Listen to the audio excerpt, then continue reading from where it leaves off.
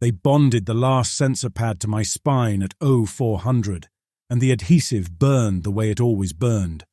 A cold line drawn down each vertebra, then heat blooming underneath once the contact gel activated. Corporal Mejia worked fast, pressing each pad into place with his thumb the way you'd seat a rivet. He'd done this 900 times. I'd sat for it maybe 300. Neither of us spoke. The pre-sync injection was already working through my arm, that deep ache settling into my molars and the joints of my fingers like a low current running through old wire. Bastion 9 was loud that morning. Crane arms swung frame components across the flight deck. Hydraulic lifts whined under ammunition canisters coming up from the magazine. Somewhere below the platform skin, ballast pumps hammered against the swell. I could hear the ocean through the bulkhead, or maybe that was the injection. Hard to tell anymore. I'd been back on the platform for 6 hours. Rest rotation in Honolulu, 3 days in, and then the recall came through the sat phone at 11 at night while I sat on a hotel balcony watching cargo ships cross the harbour. Emergency order. All rated deep-water pilots to return to assigned bastions. I was on a transport before midnight. My left hand curled into a fist on the medical table. I hadn't told it to do that. Mejia noticed. He paused with the last pad in his fingers, looked at my hand, then at me. Cramp? Cold in here, I said. He pressed the pad down. The gel activated. I uncurled my fingers one at a time, slow and controlled, like working a stuck mechanism. The pinky lagged. It opened a half second after the others, following a rhythm that belonged to something else. The secondary grip actuator on Gallows 12's right hand, the staggered release pattern it used when dropping a weapon from its fist. Mejia saw that too. He kept working. The Leviathan emergence program taught silence early. Every comment could be logged, categorized, routed through command, and used to justify pulling a pilot from active rotation. We were all good at silence. 11 years in the program. 11 years of climbing into the chest cavity of an 80-meter war machine, letting synth lymph fill my lungs, and walking it into the Pacific to kill things that should have stayed impossible. The first one came through a deep ocean rift off the coast of Hokkaido in 2015. A creature the size of a cargo vessel tore through 3 naval blockades before a prototype frame. Gallows 1, piloted by a man named Art Decker, now a name on a wall, put a reactor-heated lance through its skull and dropped it in 200 meters of water. After that, the rifts kept opening. The creatures kept coming. The program kept building frames, and men like me kept climbing inside them. I signed the medical clearance with a pen that felt too light in my grip. The form asked if I'd experienced involuntary motor responses, sleep disruption, perceptual blending, or phantom limb sensation in the last 90 days. I checked no on every line. The pen moved fine. My hand cooperated. I set the clipboard down and walked out before my fingers could contradict me. The hangar on Bastion 9 held 4 frames in maintenance cradles. Gallows 4, Gallows 9, Gallows 12, and the half-rebuilt chassis of Gallows 7, recovered from the ocean floor, 19 miles west. The frames stood upright in their cradles, heads and shoulders rising above the hangar walls into open sky, their legs submerged in service bays flooded with seawater and hydraulic fluid. Cables thick as a man's torso ran from their spinal housings to power feeds bolted into the platform's superstructure. Each frame was a thing of welded steel and articulated armor, humanoid in the loosest sense. 2 legs, 2 arms, a torso, a head, built to walk the continental shelf and fight in water up to its chest. Built to make a human nervous system believe it had become something large enough to survive the deep. Between Gallows 9 and Gallows 12, the memorial wall filled 60 feet of bulkhead. Pilot names etched into steel plates, 2 columns, sorted by date of loss. The newest name was Dwight Hoffman, Corporal Gallows 7, lost the 14th of March this year, 26 years old. I'd trained him on deep water maneuvering his first year in the program. Good hands. Quick sink. The kind of pilot who made the machine look easy, which meant he never learned what to do when it got hard. His frame had been recovered from the rift zone a week after his listed KIA date. Structural damage, cockpit breach, pilot unrecoverable. That was the official report. Gallows 7 was in the hangar now for parts salvage. Its torso opened like a split carcass. Maintenance crews pulling targeting modules and reactor shielding for transplant into operational frames. People gave Bay 14 distance. That was the first thing I noticed, though I did not understand it then. Mechanics who would crawl under live ammunition feeds without blinking crossed the hangar wide around it. One of the retrieval techs had painted a heat-warning stripe on the scaffold rail, although the frame was supposed to be cold and dead. Lieutenant Colonel Fogarty found me at the base of Gallows 12's cradle. Dennis Fogarty, Bastion 9's operations commander, a man who'd held the post for 7 years and looked like every one of them had been taken out of his face in installments. Thin, grey at the temples.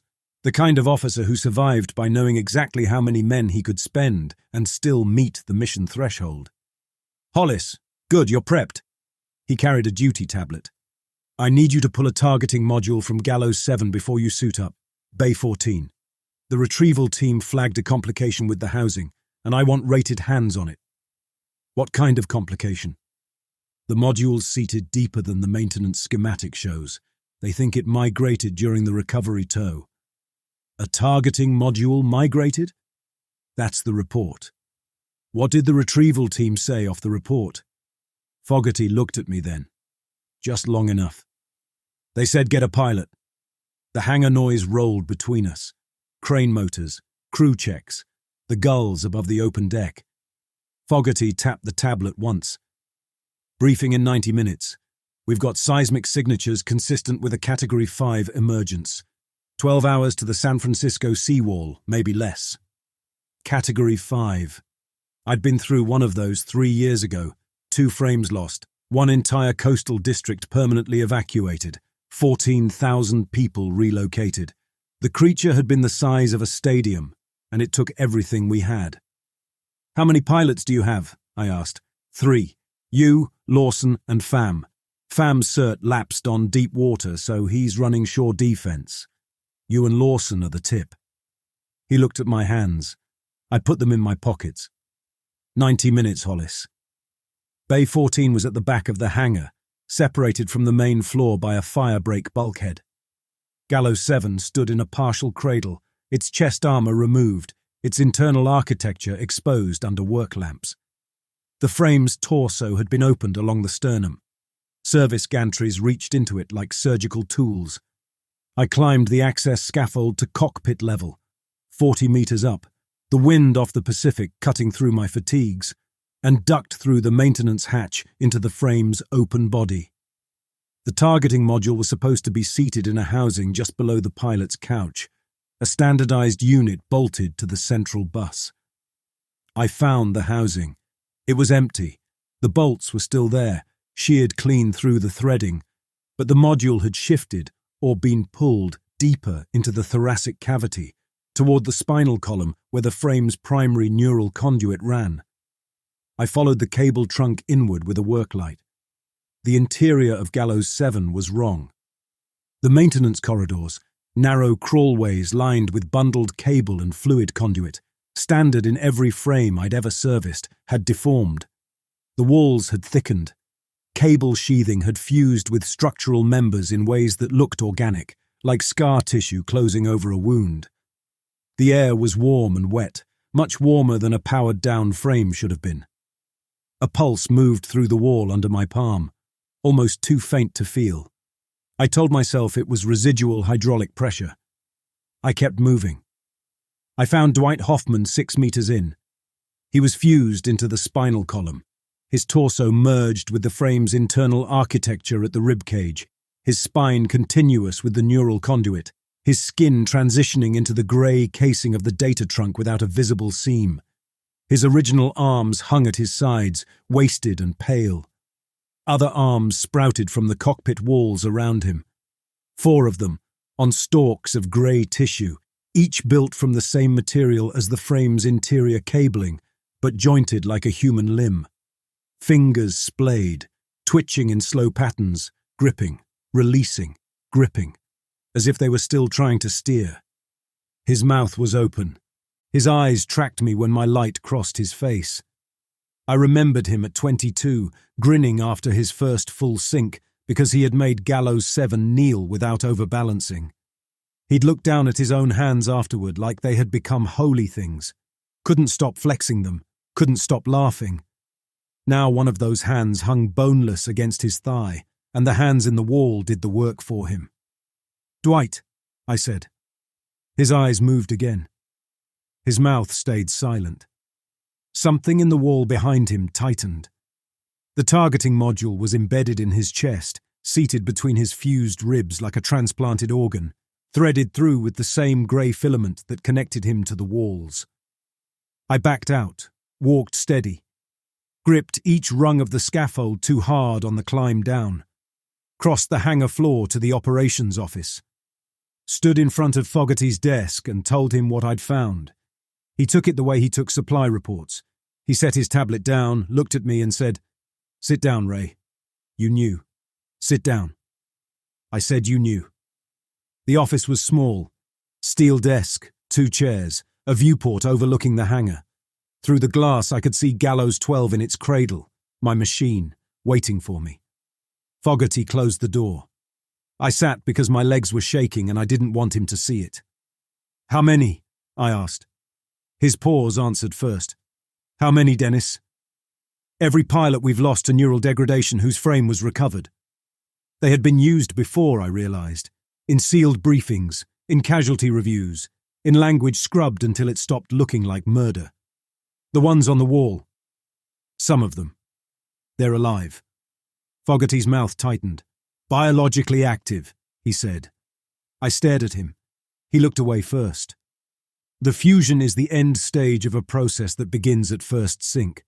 The neural link interface is biological. It was always biological. Every pilot who sits in a frame is on borrowed time, and the program has known since Gallows 1. Art Deca. Yes." The room went quiet. Through the viewport, a crane arm swung a replacement armor plate toward Gallows 9's shoulder mount. Somewhere below us, a maintenance crew was laughing about something. Dwight Hoffman was still alive in the dark of Bay 14 with someone else's arms growing from the walls around him. "You recalled me from Honolulu, knowing this was already happening to me," I said. "I recalled you because a Category 5 is moving on San Francisco." My hand locked up on the medical table. "I saw your file. I lied on the clearance. I know." There it was. Inventory. The acknowledgement of a known defect. Fogarty leaned both hands on the edge of his desk. "The Cat 5 is 12 hours out. San Francisco has 9 million people behind that seawall. I have 3 pilots and 4 frames. 1 pilot can't certify for deep water. 1 frame has a living man growing through its spine. Tanner Lawson has 18 months of service and has never engaged anything above a Category 2. Dwight isn't dead." Fogarty's eyes came back to mine. "No," he said. "He isn't." The correction was worse than the lie. "I need you in that cockpit, Ray. You need me to climb into a machine that's going to eat me alive. I need you to climb into a machine that has been eating you alive for 11 years, and I need you to do it one more time, because the alternative is that a city dies." I wanted him to be lying. I wanted to see a tell in his face. Guilt, deception, the performance of covering something worse beneath the math. But Fogarty just looked tired. He looked like he had weighed this calculation every morning for 7 years and come up with the same answer every time and hated the answer and wrote the deployment order anyway. I walked back across the hangar to Gallows 12's cradle. Mejia was waiting at the base of the access scaffold with my immersion suit and sync harness. Above us, my frame stood in its cradle with its chest armor sealed and its head tilted toward the ocean, 80 meters of welded steel and articulated plating, and somewhere deep inside its torso, something I was trying very hard to ignore. Mejia held the suit out. His eyes went to my face, then away. "You good, sir?" "No." "Seal me in," I said. I pulled on the suit. I climbed the scaffold. I let them lower me into the cockpit. The synth lymph filled the chamber in 11 seconds. Warm, amber fluid rose past my waist, my chest, my shoulders, closing over my face.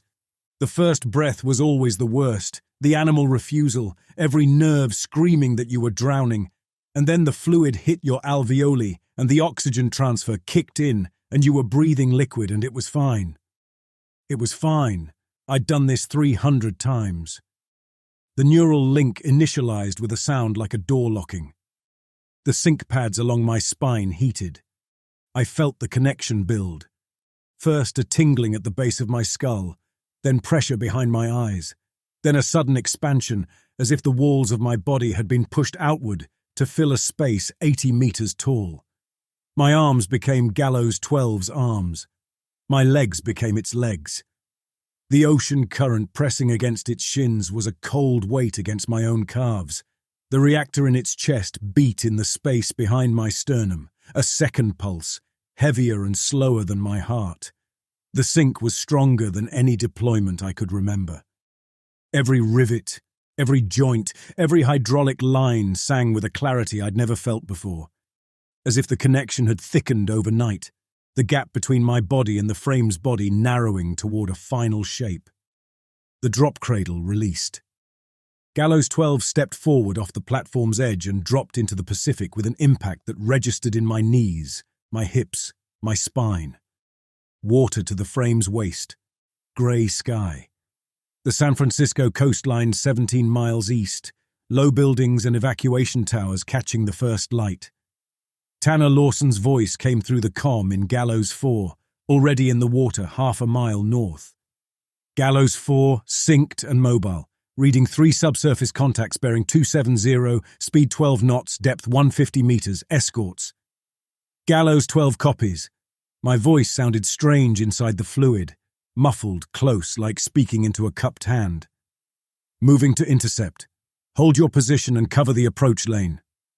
Copy 12. They're fast, Ray. Faster than the threat database says. Stay wide. Let them come to us. We moved west. Gallows 12's stride covered 100 meters in the shallows, each step churning sediment and brine. The frame's sonar painted the escort contacts ahead. 3 shapes, serpentine, each one 60 meters or more, running a formation that spread wider as we approached. Clearing the engagement zone, making room for whatever was behind them. The first escort hit Lawson's flank. It came up from below and to the right, a barbed forelimb raking across Gallows 4's hip plating. Lawson's voice cracked through the comm. I turned Gallows 12 toward the contact. The second escort was already on me, a long, eel-bodied thing with a head like a battering ram and limbs that folded against its body until the moment of strike. It was fast, faster than anything I'd fought in 11 years.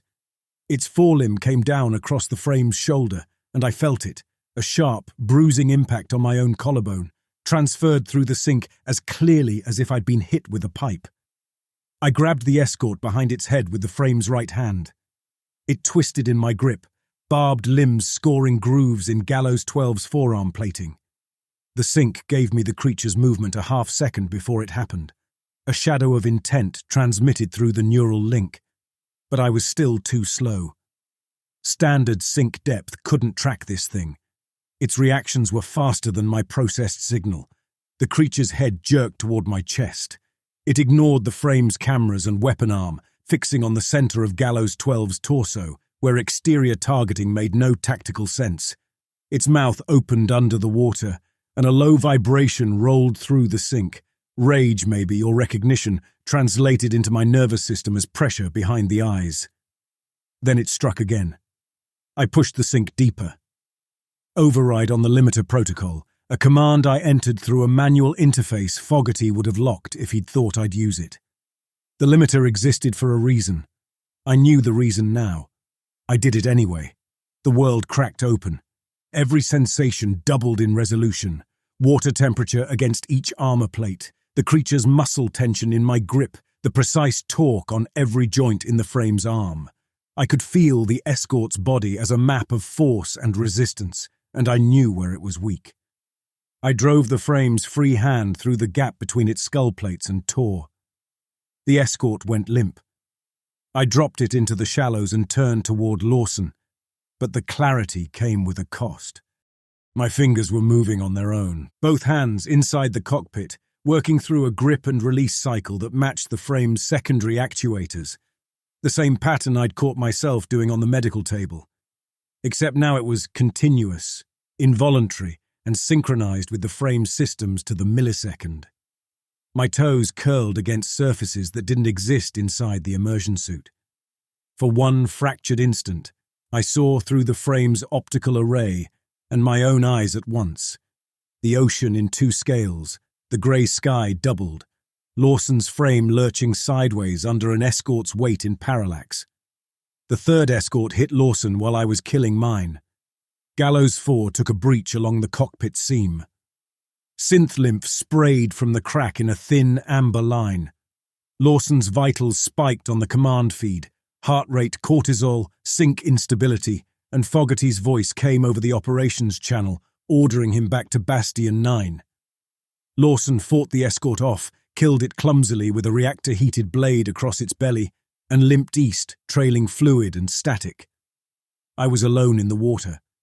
2 dead escorts drifted around me, their blood spreading in dark clouds, the current pulled west toward the deep.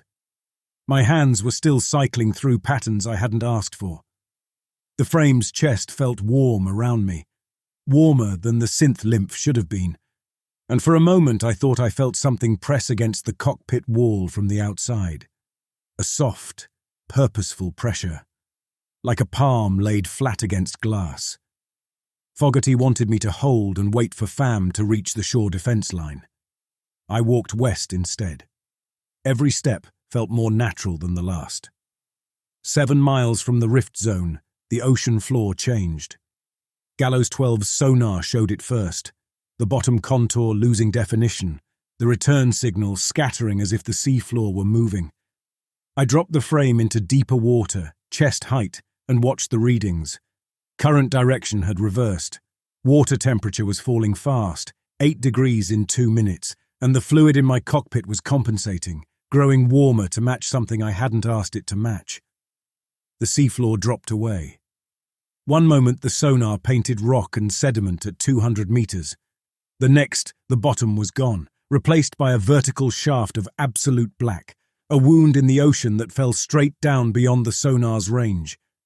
The frame's depth gauge spun past its maximum reading and froze.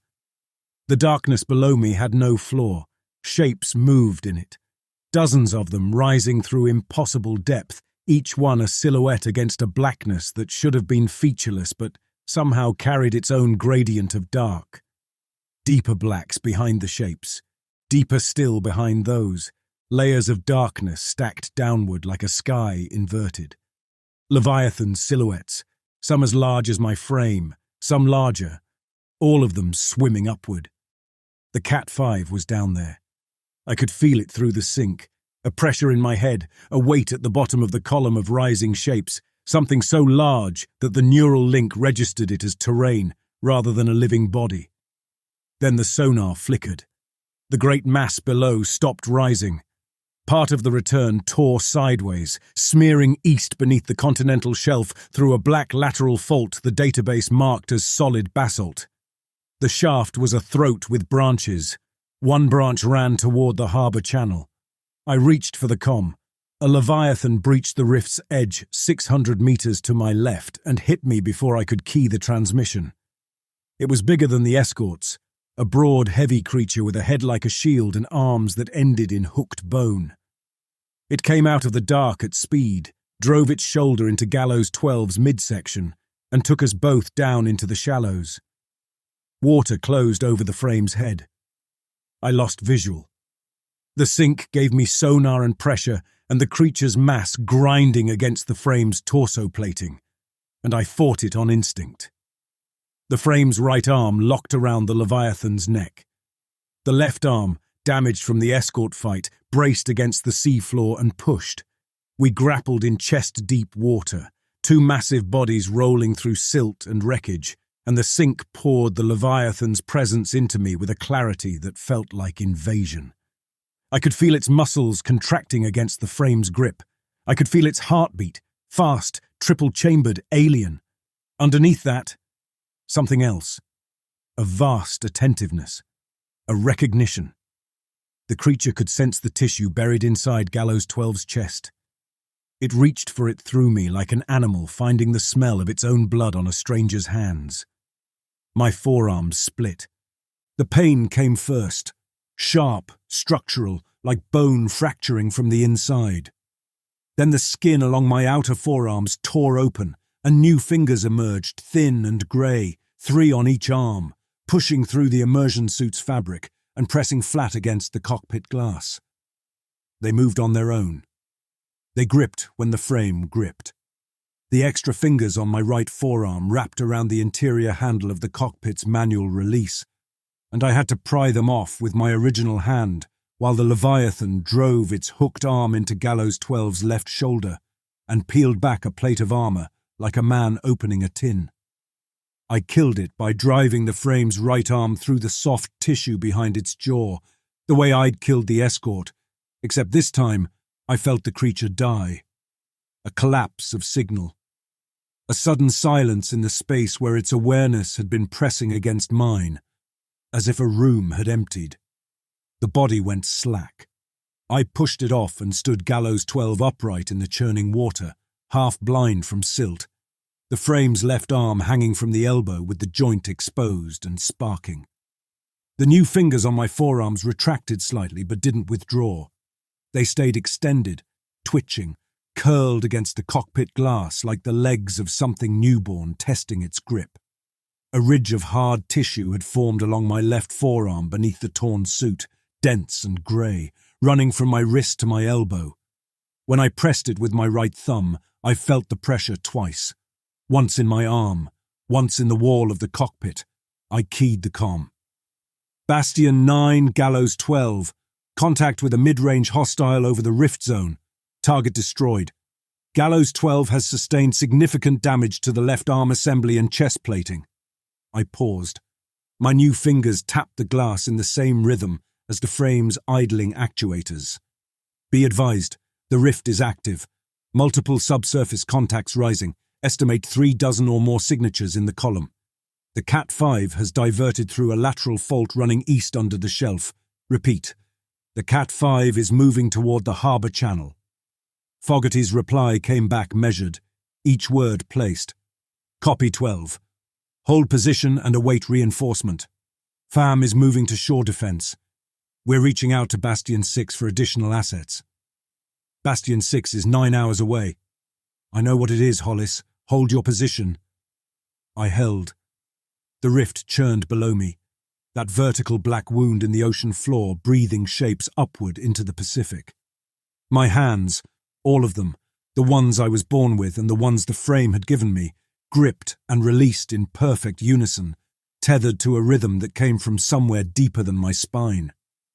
I held position for 14 minutes, the longest 14 minutes of my career, standing in the Pacific with the rift open below me and shapes rising through it and my own body doing things I had stopped trying to control. The new fingers on my forearms had settled into a resting state, half-curled, grey, each one roughly the length of my index finger but thinner, tapering to points where fingernails should have been. The ridge of dense tissue along my left forearm had hardened into something that felt like cartilage when I pressed it. Warm. Connected. When the frame's damaged left arm tried to cycle through a diagnostic, I felt the attempt in the ridge. A twitch of intent travelled from the frame's wiring through whatever was growing under my skin. The cockpit walls were warm to the touch. The synth lymph had thickened, carrying a viscosity it shouldn't have had, clinging to my arms and chest when I moved. I pressed my palm flat against the interior panel beside the manual controls and felt something press back from the other side. Steady. Rhythmic. Like a heartbeat much slower than mine. I opened the internal maintenance hatch. Every frame had one. A narrow access point behind the pilot's couch, leading into the crawlways that ran through the torso for emergency repair. Sealed conduit, cable runs, structural ribs, the central bus. I'd used them twice in 11 years, both times to bypass a damaged relay during combat. The crawlways were tight, dark, and built for function. The crawlway inside Gallows 12 was different from the one I remembered. 3 meters in, the walls changed. Steel conduit gave way to something that yielded under my hand. A grey membrane stretched over the structural ribs, warm, laced with dark filaments that branched and rebranched in patterns too regular to be damage and too organic to be wiring. The cable bundles were still there, but the membrane had grown over them, incorporating them the way bark grows over a fence post. The deeper I crawled, the worse it got. Structural members had thickened. The space between ribs had narrowed. The walls contracted and expanded in a slow rhythm, a breath cycle, and the grey tissue was everywhere, coating every surface, threading through every junction, radiating a heat I could feel through my suit. I found the core 6 meters below the cockpit, in the frame's central thorax. A chamber. Roughly spherical, 2 meters across, walled in the same grey membrane. Inside it, filling most of the space, sat a mass of living tissue, dense, ridged, grey-pink, glistening in the light from my wrist lamp. Leviathan brain. I knew what it was the moment I saw it because the sink had been feeding me the shape of the Leviathan's nervous systems every time I fought one, and this was the same architecture at a smaller scale. Folds upon folds of dense neural matter, threaded through with dark filaments that connected it to every wire, every conduit, every system in the frame. The tissue swelled towards me when I entered the chamber. Filaments reached. The growths on my forearms pulsed in answer, the grey fingers extending, straining toward the core as if pulled by a current I couldn't feel with my original nerves. The core lived. It was listening west. I felt it then, a pressure through the frame, through the rift, through the water. The same direction the mid-range hostile had turned when it recognized the thing inside Gallows 12's chest. The same pressure that had risen from the escort when it opened its mouth under the water. The core was calling or answering or both. I pulled back, crawled out, sealed the hatch behind me. The cockpit wrapped around me like a closed hand. The synth lymph was the same temperature as my blood. The manual controls were slick under my palms, and the grey fingers on my forearms left thin tracks on the glass where their tips dragged. I ran a systems diagnostic, a standard combat readiness check, and while the frame's software cycled through its routines, the external camera feed on the forward display glitched. Gallows 12's faceplate, the armoured head of the frame, a slab of layered composite and reactive plating, split down the centre on the external feed. The two halves peeled apart from the inside, and behind the armour, in the space where targeting sensors and ballistic cameras should have been mounted in steel housings, a wet membrane stretched across the gap. Something moved behind it. The membrane thinned, went translucent, and an eye opened. A Leviathan eye. Dark, vast, the iris a ring of grey gold around a pupil that dilated when it caught the light from the overcast sky. It blinked. Fluid ran down the inside of the faceplate in a thin sheet. The eye tracked left, then right, then settled, looking inward, through the frame's own structure, toward the cockpit. Toward me, the faceplate closed.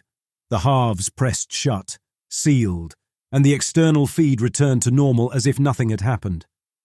Targeting overlay. Sonar returns. The rift below. The shape still rising. I keyed the secure channel. Fogarty. Go ahead, 12. The frame is alive. I said it flat because any other tone would have cracked me open. There's a Leviathan brain in the thorax. The neural link runs through it. The frame just opened its face and looked at me. Silence on the channel. 3 seconds. 5. Every frame is built around a captured neural core, Fogarty said. The biological interface is what makes the sync possible. Human neurology alone can't drive a system that size. The core bridges the gap. It's been that way since Gallows 1. And the fusion, Dwight, the ones on the memorial wall, that's the core pulling the pilot in. The merge is progressive. It accelerates under combat stress, high sync depth, and prolonged deployment. Don't give me language, the channel hissed. Fogarty exhaled once. The Corps wants a permanent pilot, he said. The sync is designed to give it one. We've been managing the rate of absorption since the beginning, limiting deployment hours, rotating pilots, keeping sync depth below threshold. It works, most of the time. I looked at my forearms. The grey fingers, the ridge of cartilage, the way the cockpit walls felt warm against my back, pressing closer than they had an hour ago. It's not working on me. No, Fogarty said.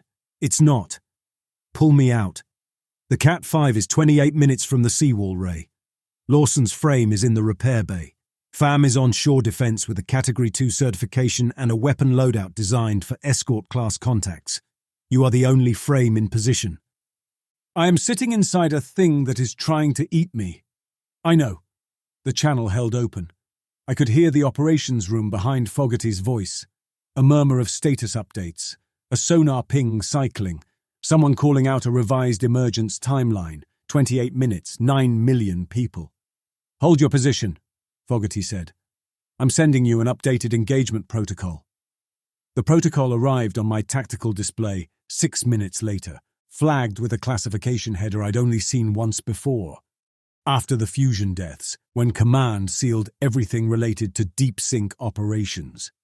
Protocol 12, an overclocked neural sync procedure that bypassed every limiter in the frame system and opened the link between pilot and core to full bandwidth. Total immersion. The pilot's nervous system and the Leviathan brain operating as a single unified network, giving the pilot reaction speed, spatial awareness, and combat instinct that matched or exceeded the creatures themselves.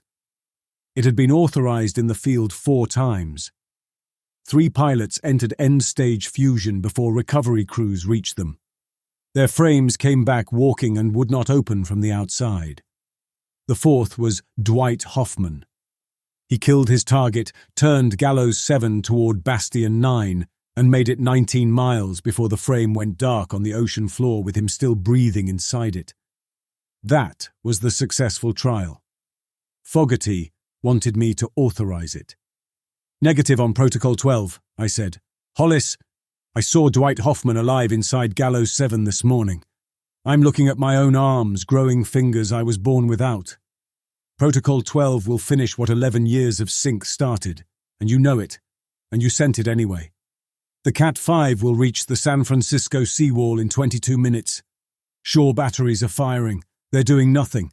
FAM is engaging the remaining escorts at the outer defense line, and he's losing. If that creature makes landfall, the evacuation isn't complete. There are still 3 million people on the roads and in the shelters. 3 million, Ray. I watched the forward display. The rift was still churning. Sonar painted the migration column below, but the largest return was gone from the shaft. The lateral fault had carried it east beneath the shelf, through water deep enough to hide a god. Behind me, San Francisco sat low on the horizon. Evacuation towers stood above the residential blocks like grey fingers. Traffic was visible on the coast highway, a bright, slow river of headlights crawling north and south. Then the harbour erupted. The Category 5 Leviathan rose behind San Francisco. It came up through the deep water channel east of the seawall, surfacing in the harbour approach, where the dredged trench gave it room to hide its full mass until the moment it broke the surface. Its head cleared the waterline first, a skull of interlocking bone plates the colour of wet concrete, broad enough to fill the harbour mouth. Then the crown. A ridge of bone spurs and branching tendrils rose above the skull and kept rising, higher than the container cranes, higher than the Port Authority Tower, higher than the evacuation towers where people were still filing through the doors. The tendrils moved in the low cloud cover, dragging through it, trailing vapour. The shore batteries opened up. Railgun rounds hit the creature's skull plates and ricocheted. Missile salvos struck its neck and detonated against bone. The Cat 5 kept moving. It walked forward through the harbour on legs I couldn't see beneath the waterline, each step sending a wake that rocked moored container ships like bath toys. Hollis, Fogarty said, authorize Protocol 12. Give me a different option. There is no different option. But there was. I'd seen the core. I knew where it sat, what connected it, how the filaments ran. If I tore it out, severed the biological link, killed the Leviathan brain inside Gallows 12, the merge would stop. The sync would die. I'd lose neural control entirely and drop to manual backup. Manual locomotion, manual targeting, maybe 40% weapon function, reaction time measured in human seconds instead of the sync's accelerated processing. A frame on manual backup was slow, clumsy, half-capable. No pilot had ever engaged a Cat-5 on manual control. The alternative was Protocol 12, full sync, full power. The strength to fight the creature on equal terms, purchased with everything I was. My new fingers pressed flat against the cockpit glass, straining east toward the city. I thought of Dwight's eyes following my work light in the dark. I thought of the escort turning toward Gallows 12's chest, as if it had smelled something stolen. "I'm going to tear out the core," I said. "On manual backup, you can't kill a Cat-5. The math doesn't work, Ray." "Then I'll find math that does. Lock me out, and that city dies for certain, because I will sit in this cockpit and let the merge finish before I authorize Protocol 12. Silence. 4 seconds. Then Fogarty said, "Understood," in a voice emptied of everything except the weight of the order he was choosing to accept. I reached behind the pilot's couch and pulled the remote override relay from its housing, a physical module, hard-mounted, connected to the command uplink that let Bastion 9 lock or unlock a frame systems from the operations room. The casing cracked when I wrenched it free. Warning lights cascaded across the cockpit displays. The command channel dissolved into static, then silence. I was cut off. The cockpit was very quiet. The remote lockout was gone. Weapons authorization was gone. Support was gone. Just the frame's backup systems cycling, the slow rhythm of the walls breathing around me, and the sound of my own lungs working the synth lymph. I opened the maintenance hatch and went in. The crawlway had changed in the 40 minutes since I'd last been inside it. The grey membrane was thicker, the structural ribs almost completely covered, the cable runs buried beneath tissue that contracted when I brushed against it. The heat was worse, a wet, close warmth that pressed against my skin through the immersion suit. My wrist lamp threw a narrow beam down the passage, and in that light, the walls glistened. The first hand grabbed me 2 meters in. It came out of the wall on my left, a human hand on a stalk of grey tissue, 5 fingers, the skin pale and marbled with dark filaments. It seized my ankle and squeezed. Another hand emerged above it, reaching for my belt, then a third from the right wall, pressing against my chest. Pilot hands. Previous occupants of this cockpit, men whose names were on the memorial wall, whose bodies had been absorbed into the frame's architecture and repurposed as the core's defense system. The hands were strong. They pulled me toward the walls. I cut the first one free with the maintenance blade from the emergency kit. The tissue parted, and the hand fell limp. Amber fluid wept from the stump. The second hand I pried off by breaking its thumb backward until the joint separated. The third I tore away from the wall, ripping the stalk, and it kept gripping my suit even after it was severed, fingers working through their pattern, gripping, releasing, gripping. I crawled deeper, more hands, arms, some of them, extending from the walls with enough reach to wrap around my torso. I fought through them with the blade and my own strength and the sick advantage of the extra fingers on my forearms, which were strong enough to grip and twist the grey tissue in ways my original hands couldn't manage. The growths on my sides, the mutations that had started during the rift fight, were worse now. Pressure gathered under my ribs, a sense of something unfolding, and then 2 new limbs pushed through the suit fabric below my armpits. Each one was the length of my forearm, thin and grey and jointed at the wrong angles. They reached for the walls. They wanted to anchor. I pinned them against my sides with my elbows and kept moving. The core chamber opened around me. The Leviathan brain filled the space, larger than I remembered, its surface ridged and active. Waves of contraction passed across it. The filaments connecting it to the frame's systems were taut and vibrating. It knew I was there. The entire mass oriented toward me, swelling, reaching, the filaments extending like a hand opening. I grabbed the core with every arm I had, both original hands, the grey fingers on my forearms, the new limbs under my arms, which I let go of the walls and aimed at the brain instead, gripping the dense tissue and pulling. The core held. Filaments wrapped my forearms, my wrists, pushed into the seams of my mutations and tried to fuse. A burning, electrical sensation, as if the tissue was attempting to complete the merge through direct contact. For 3 seconds I saw everything. The frame's full sensorium opened in my head. Sonar, thermal, optical, seismic, the electromagnetic signature of every living thing within 5 miles. Beneath the data, something older pushed through. Something that came from the core itself. The ocean as a landscape of pressure and temperature and current. The rift as a doorway, familiar, a passage the core's species had used for longer than anything on Earth had walked upright.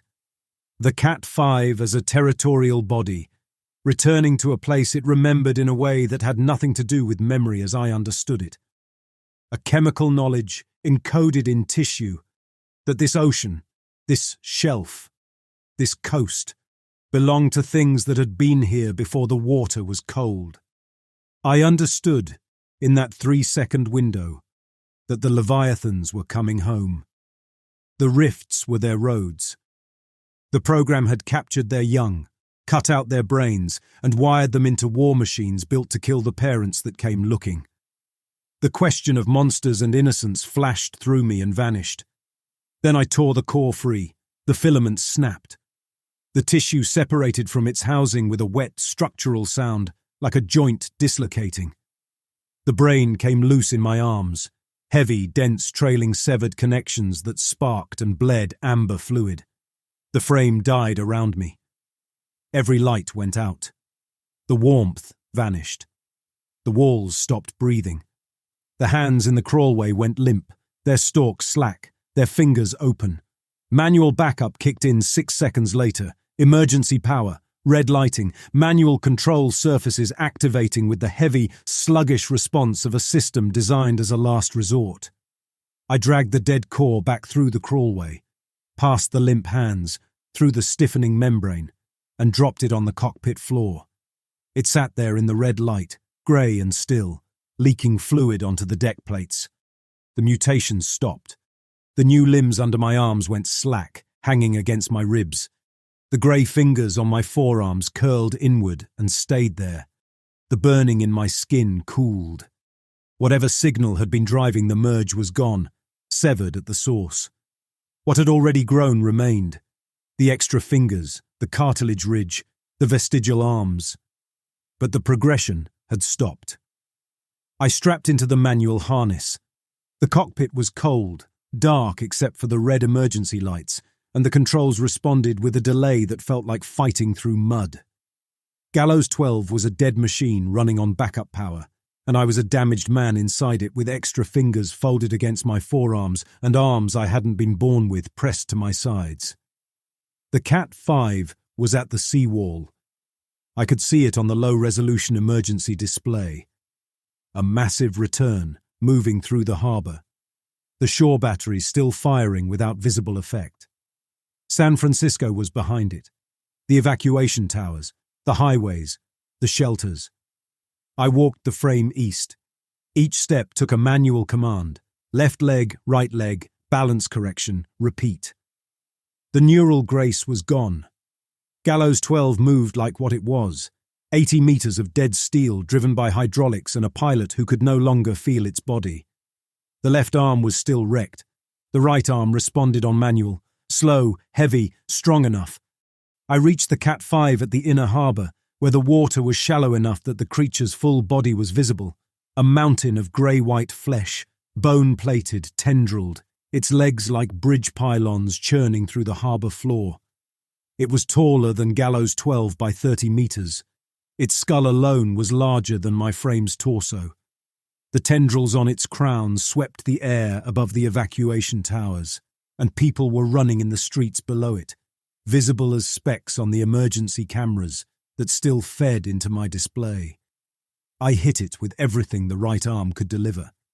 A reactor-heated blade extended from the forearm housing, the only weapon that still functioned on backup power. The blade cut into the creature's flank. The Cat 5 turned on me with a speed that defied its mass. One forelimb came down on Gallows 12's shoulder and drove the frame sideways into a container crane, which collapsed under the impact. I pushed off the wreckage and swung again. The blade caught bone and skidded. The Cat 5 struck a second time, its skull slamming into the frame's chest, cracking the already damaged plating, and I felt it in my actual ribs. The manual harness transmitted impact as blunt force, graceless, real. The dead core rolled across the cockpit floor. I looked down at it. The escort had smelled it. The mid-range hostile had reached for it. The core had called west, and something in the rift had answered. I picked it up. The Leviathan brain, severed, still trailing filaments, grey and dense as a boulder. I opened the maintenance hatch, forced the core through the flooded chest cavity and the cracked chest plating, and guided Gallows 12's right hand beneath the breach. It dropped into the frame's palm. I manually closed each finger around it through the control interface, a process that took 8 seconds I didn't have. Then I threw it. The core was useless as a weapon. Recognition was the weapon. The core hit the creature in the face. Grey tissue splattered across its skull plates, and the Cat 5 stopped. Its tendrils contracted, its forelimbs pulled back from Gallows 12 and swept toward its own head, scraping at the tissue, reacting to it with a violence that dwarfed anything the shore batteries had provoked. The Cat 5 tore at the remains of the core with its own claws, thrashing, its territorial response overriding its attack. The brain of its captured young, dead, spread across its skull, triggered something deeper than pain. Older than tactics. For 1 second, the creature gave me the gap. I drove the blade into the soft tissue behind the skull plate, where the bone widened. The blade went deep. The Cat 5 buckled. Its legs gave way in sequence, each one folding, and it fell sideways into the harbour, with an impact that sent a wall of water over the seawall and into the first 2 blocks of the port district. The tendrils on its crown twitched, dragged through the roof of a warehouse, went still. Gallows 12 stood in the harbour beside the body, knee-deep in brine and wreckage, its single working arm hanging at its side with the blade still extended and steaming. The emergency display showed the shore defence line holding. FAM's frame was visible on long-range sonar, still engaged with escorts to the west. The rift contacts had slowed their ascent, holding depth as if something in the column had changed, as if the death of the largest body had sent a signal downward. I sat in the cockpit and breathed synth lymph that was growing cold. The red emergency lights pulsed over the walls. Everything inside the frame stayed still. Recovery teams cut through Gallows 12's cockpit hatch 40 minutes later. They brought medical equipment and a stretcher and the careful, rehearsed expressions of people who had been briefed on what they would find inside. Morning light came through the cut in the hull, grey and clean, and I squinted against it because one of my eyes didn't track the same direction as the other anymore. They carried me out. The extra arms hung against my ribs, vestigial, curled, fused to my musculature in ways the field medic probed, and then stopped probing. The grey fingers on my forearms stayed retracted, their tips resting against my skin. A hard ridge ran along my spine from the base of my neck to my sacrum. When the medic peeled back the immersion suit, the tissue underneath was mine in some places and grey in others, and the borders between the two were smooth, settled, permanent. Fogarty came to the recovery bay on Bastion 9 that evening. He stood at the foot of the cot, duty tablet in hand, and looked at what the program had made of me. The extra fingers, the ridge, the arms, the eye that drifted when I tried to focus. "San Francisco held," he said. "I know. The migration has stalled. The rift contacts dropped below the thermocline after the Cat 5 went down. Seismics suggest they're holding position, but they haven't retreated. They won't. They're coming home. The rifts are theirs. They'll try again. Fogarty studied me. I could see the calculation behind his eyes. The same math he'd been doing for 7 years. The same cost-benefit engine that had put me in the cockpit that morning and put Dwight in the walls before me. He set a duty reassignment on the bedside table, face down. "You can feel them," he said. "The contacts in the rift. You can feel where they are." I could. A low pull beneath my ribs, directional, constant, pointing west toward the open Pacific. I knew the rift's position without instruments. I knew the depth of the nearest shapes in the column, their mass, their bearing. The core was dead. The sink was severed. But the 3 seconds of full contact had left something in my nervous system that the frame's removal couldn't erase. A map drawn in tissue that was half mine and half theirs, readable as long as the Leviathans were in the water. "Yes," I said. Fogarty picked up the duty reassignment and left it on the table, face up. I didn't read it. I'd torn out the core to save myself from becoming part of the machine, and the program had already found a use for what I'd become instead. The pull in my ribs pointed west. Somewhere past the continental shelf, in the dark water above the rift, the column held its depth, waiting. The evacuation highways were clearing. San Francisco's lights were coming back on. 9 million people settling into the fiction that the seawall and the frames and the program would keep them safe, because the alternative was a truth that tasted like copper and synth lymph, and the memory of a brain that recognized the ocean it had been cut from. I lay on the cot with the body the program gave me. The extra arms twitched once, settled. My hand opened and closed on the bedsheet, following a rhythm older than the machines, older than the body I had left, rising from the dark water inside me.